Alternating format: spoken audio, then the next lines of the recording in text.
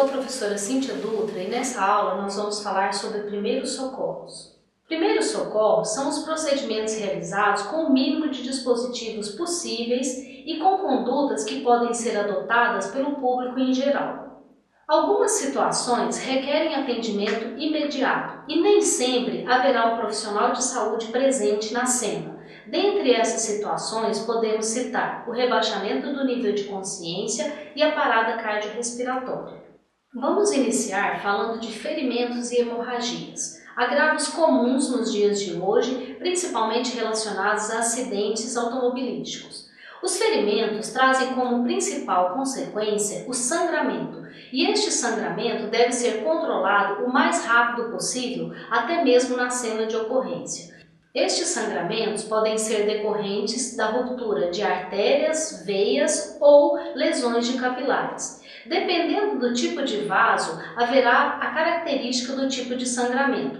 Quanto maior o sangramento, maior o risco de choque hipovolêmico. A principal conduta a ser adotada diante de um ferimento é o controle do sangramento, visto que esta complicação pode levar o paciente a óbito. O controle deste sangramento, que pode ser realizado por meio da pressão direta ou indireta. Essa ação simples é capaz de evitar o choque hipovolêmico e manter essa vítima estável até a chegada de meios mais capacitados. Outro agravo frequente são os traumas oculares, que podem ser causados por objetos penetrantes ou pela presença de corpo estranho. Uma conduta simples a ser adotada é a instilação de água ou soro fisiológico com o objetivo de remover este corpo estranho. Caso não tenha sucesso, é importante orientar o paciente para que mantenha os olhos fechados e encaminhá-lo até um pronto-socorro oftalmológico, onde, por meio de condutas especializadas, o profissional irá fazer a retirada deste corpo estranho sem risco de lesar a mucosa ocular. O próximo tópico é a epistaxe. A epistaxe nada mais é que o sangramento nasal, decorrente da ruptura de vasos sanguíneos presente na mucosa anterior ou posteriormente à fossa nasal. Este sangramento pode ser causado por trauma, devido à manipulação da mucosa nasal ou pela ruptura dos vasos sanguíneos em decorrência do aumento da pressão arterial. O paciente deve ser orientado a manter uma postura ereta e comprimir a narina com o objetivo de controlar este sangramento. Não se recomenda a elevação da cabeça no controle deste sangramento, visto que, dependendo do volume do sangramento, pode haver obstrução das vias aéreas superiores e este paciente evoluir para um quadro de insuficiência respiratória. Caso não haja o controle deste sangramento após alguns minutos de compressão, o paciente deve ser encaminhado até uma unidade de pronto-socorro. Os traumas ortopédicos referem-se às lesões do sistema músculo-esquelético. O ponto-chave do atendimento inicial a este tipo de agravo é a prevenção de complicações, que se dá por meio da imobilização da vítima. Portanto, a vítima deve ser orientada a manter o seu posicionamento inicial, quando possível, fazer a imobilização do membro afetado por meio da utilização de talas e ataduras e posterior encaminhamento destes pacientes até as unidades de pronto-socorro. Caso o mecanismo do trauma seja mais grave, tal como a queda de grandes alturas ou até mesmo um atropelamento, e houver disponível no local prancha para imobilização ou colar cervical, deve-se utilizar esses dispositivos para manter o paciente imobilizado até a chegada do socorro especializado. As lesões causadas pelo choque elétrico são decorrentes da tentativa de passagem de elétrons da corrente elétrica para os tecidos. Quanto mais água presente no tecido, maior é a lesão, pois estes elétrons irão acelerar o seu movimento com o intuito de atravessar aquele tecido, causando um aumento da temperatura deste tecido e, consequentemente, a lesão.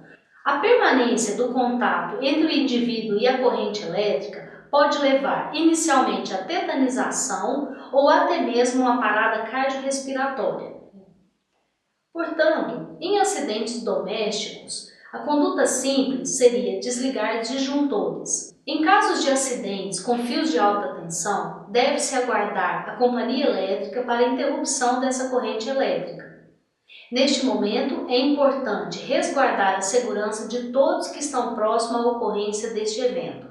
Jamais deve-se tocar no paciente se houver a suspeita de que o mesmo ainda esteja com o efeito da corrente elétrica em seu corpo, visto que poderão ocorrer novas vítimas durante essa tentativa de resgate. Caso não seja possível interromper a corrente elétrica, este paciente pode evoluir para um quadro de parada cardiorrespiratória devido à fibrilação ventricular e até mesmo ocorrer queimaduras graves que podem comprometer a sua sobrevida. E tão logo acione os meios de atendimento pré-hospitalar para que este paciente seja corretamente conduzido. As queimaduras são um tipo de lesão de pele que podem ser causadas por diversos mecanismos, dentre eles substâncias químicas, aumento de temperatura ou até mesmo por corrente elétrica. Essas queimaduras elas são classificadas de acordo com a profundidade ou a extensão. De acordo com a profundidade, as queimaduras são classificadas em primeiro grau, aquelas que atingem a camada mais superficial da pele, ou seja, a epiderme, e temos como principal exemplo as queimaduras solares. As queimaduras de segundo grau são aquelas em que ocorre a lesão da epiderme e da derme, ou seja, a camada mais superficial e a camada mais profunda da pele. A principal característica da queimadura de segundo grau é a presença de bolhas ou flictemas. A queimadura de terceiro grau é aquela em que ocorre a lesão total da pele, ou seja, a destruição total da epiderme e da derme, chegando inclusive à fáscia muscular ou mesmo aos ossos. Com relação à extensão, a queimadura pode ser classificada de acordo com o percentual da pele atingido. E normalmente este percentual atingido é classificado com a chamada regra dos 9, onde os segmentos corporais são divididos em percentuais. A partir daí, faz-se o cálculo da superfície corporal queimada. É importante ressaltar alguns detalhes. Em caso de queimadura química, deve-se realizar a irrigação da pele com água abundante com o objetivo de retirar esta substância. Em caso de substâncias químicas em pó, deve-se primeiramente retirar o pó para posteriormente lavar a pele, visto que a aplicação da água pode diluir essa substância e provocar uma maior queimadura. O princípio básico de controle da queimadura é interromper o processo de queimadura. Remover anéis e relógios para evitar o garroteamento. É importante que se acione o serviço de atendimento pré-hospitalar ou encaminhe esse paciente até uma unidade de pronto atendimento para uma avaliação secundária. Afogamento. O princípio básico do afogamento é a asfixia. Desta forma, a conduta inicial ao atender um paciente afogado é a confirmação da presença de sinais vitais, ou seja, verificar se este paciente tem pulso e se ele respira. Caso haja parada cardiorrespiratória, deve-se iniciar imediatamente as manobras de reanimação cardiopulmonar, pois estas manobras irão salvar a vida do paciente. Um conceito errôneo difundido entre a população em geral é a necessidade de retirada de água dos pulmões. Salientamos que o resgate aquático só deve ser realizado por indivíduos com treinamento específico, evitando assim a ocorrência de maiores vítimas. A intoxicação exógena é considerada uma fonte de morbidade potencialmente fatal.